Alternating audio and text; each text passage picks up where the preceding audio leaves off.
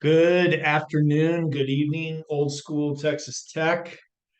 Hope everyone is doing well. Have my Red Raider hat on. I'm probably upsetting that coach up at not Carl Colorado State, violating his rules, the manners that his mother taught him. Truthfully, my hat wearing has more to do with the fact that I don't feel like getting a haircut right now, more than anything else. Got some water with me up in the mountains here. I've also got some coffee. I think I don't know. It's a little after 5 o'clock. Maybe it's too late for coffee. Maybe there's something else in there. Who knows? Who knows? I thought I'd do a little recap after the Texas Tech Tarleton State game. I enjoyed it. I thought we played well in general, all things considering. I have sort of five. I'm sticking with the five takeaways. Of course, there'll be some bullet points added. So I'll just kind of start at the top. Hope you guys enjoyed the game as well. Enjoyed talking to many of you on the thread during the game. Also, please, if you would, there's some people who are watching this that do not like the video. If you could please like that, I'd really appreciate it. Like the video, I'd really appreciate it. And also, if you could subscribe, I'd really appreciate that also. And if you want to put any kind of comment of any kind, comments about the game, comments about anything you want, it would be greatly appreciated. So my five takeaways from this game, obviously, we were not playing a top five team or anything like that, but I thought our defense looked really good. I think our defense is as good or even better than they were last year. I know people might throw some different statistics at me. I think our defense is really, really good, and we've shown that we have some depth, and we've overcome some injuries. So I was very impressed with the defense pretty much the whole night. That field goal was, just sort of nonsense. We had mostly freshmen, sophomore. Some of those guys that were on the field aren't even going to play the rest of the year. Most of them are going to. A lot of those guys are going to redshirt. So I thought our defense looked really good. I continue to be impressed with Coach DeRuiter. I was very impressed with him throughout all of last season. Watched his press conference from a month from yesterday. I thought you can just tell he used to be a head coach. He knows what he's talking about. He's got really good command of our defense and our strategies. I really trust him. I think our defense is going to continue to get better throughout the year. Obviously, level of competition is increasing dramatically next week. Taj Brooks is a fantastic running back. I know I'm not the only one. There have been many of us on the group that have been screaming to give the ball to Taj Brooks more and more. I mean, he averaged some insane average yards per carry in this last game. He's really, if you look at his season average, I think it's like 6 or 7 yards a carry for the season. So he's been fantastic. It's just math. If we keep the ball in his hands, if we keep handing the ball, keep him involved in games, keep handing the ball off to him, we're going to be fine. We're gonna win games. We're going to continue to win games for the rest of the year. I understand that they're talking a lot, which I'm going to get to in a second on the quarterbacks. I understand that some of that's the quarterback's decision. Obviously when they get on the field to see how many people are in the box, how many people are playing up front.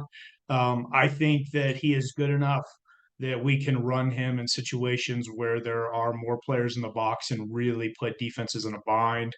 I just hope they continue to give him the ball. Coach McGuire and Coach Kidley this week talked about what a great player he is. He's definitely one of the best players on our team. We definitely need to get him involved. I think Cameron Valdez comes back next week. He's had some sort of ACL problem.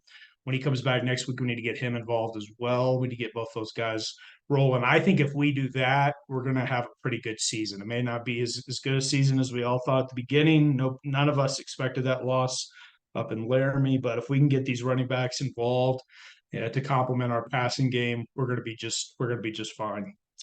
There's a lot of talk about the quarterbacks. Kind of here's where I am with it. I trust the coaches in general. I favor playing the older quarterback.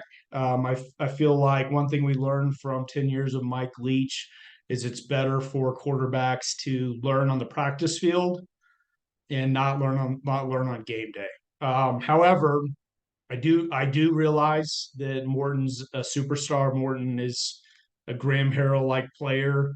Morton, I don't know if he's a Patrick Mahomes like player. I don't know if I put him quite in that category yet, but maybe so. He's a really good player, and I think the thing is, I think the whole thing's kind of for naught. I think everyone's arguing about it, but the reality is we're going to need both of them the rest of the way. Competition gets a lot harder this week. It's going to be a lot harder for the rest of the year, pretty much. There's a good chance that we're going to need both those guys, either through injury or performance or whatever. We're going to need both those quarterbacks for the rest of the year. And I think they're both good players. I think that Tyler, number 12, has struggled at times unexpectedly. I don't think many of us really thought that going into the year, but he has. But I trust the quarterback. I mean, I trust the coaches. I feel like we are going to need both of them, and as of right now, I agree with the strategy of starting the older one. But again, I think this argument's kind of all for naught. I think you're going to see plenty of Baron Ward the rest of the year. Also, I will mention there were a couple bad drops at the beginning of that game. So I think Tyler's numbers would have been better for sure if some people would have made some routine catches. There were at least two that I can remember that were routine catches that would have helped the statistics a lot. And he did not throw an interception. The Morton interception, in my opinion, I've watched it a couple times. I think it was pass interference, and nobody's really talking about that. Maybe if one of you guys want to comment on the YouTube channel, when you like and subscribe the video, if you think the Baron Morton interception was actually pass interference, because I certainly did. My fourth observation, I absolutely love our fans. I love the fact that for most of that game against a far inferior opponent, the stadium was pretty much completely full. It'd be very easy to go into that game 0-2. I think under previous coaches, probably we would not have had a full house. So we pretty much had a full house for most of that game. So I'm very impressed with the fans, very impressed with the students. It's obvious that people still completely believe in Coach McGuire and what he's doing and what the athletic department, the donors are doing as well. All right, my final takeaway. Jordan and I are going to be on Thursday talking about West Virginia. These next two games, it doesn't take a mathematician to realize in order to get to 6 wins, which is where we need to go to become bowl eligible. I know everybody on here, including me, wants more than that, but let's get to 6 and then kind of see where we can go from there. Remember where this team was a couple, 2 or 3 years ago.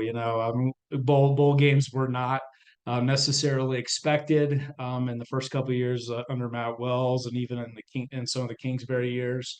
So let's just get to 6. In order to get to 6, we have got to take care of business the next couple of weeks. Jordan will be back on with me on Thursday to talk about preview West Virginia. The Tarleton State recap, I thought, considering the opponent, I would have loved to score some more points, but the defense played absolutely fantastic. And looking forward to following the game with you guys on Saturday. And then once again, Jordan and I will be previewing the West Virginia game on Thursday. And please like and subscribe. We would really appreciate it. Talk to you soon.